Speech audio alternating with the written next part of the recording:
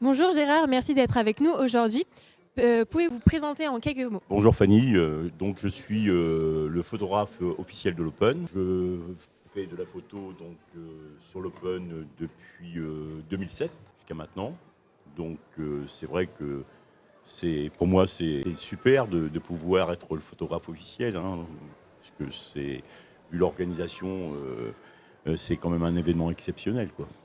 En tant qu'habitué, du coup, puisque vous êtes là Ouais. depuis 2017, 2007, pardon, 2007, oui. avez-vous eu une image de l'Open particulière par rapport à d'autres manifestations sportives?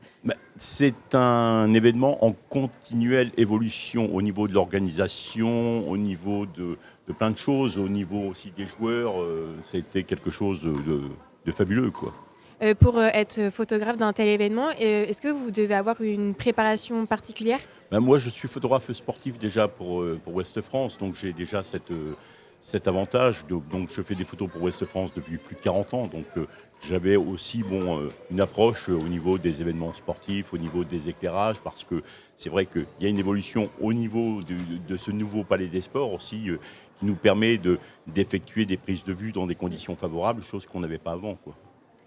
Sur un Open, vous prenez combien de photos par jour en général? Alors, par jour, je ne sais pas. En général, je fais, je dirais, 1000 photos par jour. C'est-à-dire que sur la totalité de l'Open, je fais entre 3005 et 5000 photos. Donc après, vous allez les trier, Mais ça je va les prendre trie, beaucoup oui. de temps. Oui, ça prend beaucoup de temps. Je les trie donc en fonction des joueurs, en fonction aussi, parce que j'essaie aussi de prendre. Il n'y a pas que les joueurs, hein, il y a tous les à côté. Il y a le côté organisationnel que je prends en photo aussi. Et sur le terrain, vous amenez vos 3 appareils. Est-ce que vous pouvez vite fait les présenter? Quelles sont les particularités? Par exemple, on voit bien que Oui. ce n'est pas le même visuel. Alors, quel est l'intérêt d'avoir plusieurs appareils? Pour moi, ça me permet d'éviter de changer les objectifs. On gagne du temps déjà. Ça évite aussi que la poussière rentre dans les appareils. Alors, j'ai un appareil, par exemple celui-ci, qui est plus conçu pour quand je veux faire des groupes ou quand les joueurs rentrent sur le terrain. Sinon, ensuite, lorsque je veux faire des portraits serrés, je vais utiliser cet objectif-là. Sinon, en règle générale, je prends cet objectif, ce téléobjectif.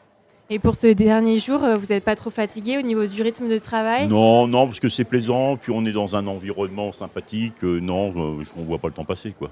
J'ai de la chance, non. Je vous souhaite une très belle soirée. Merci à vous, Gérard. Merci Fanny, merci pour tout.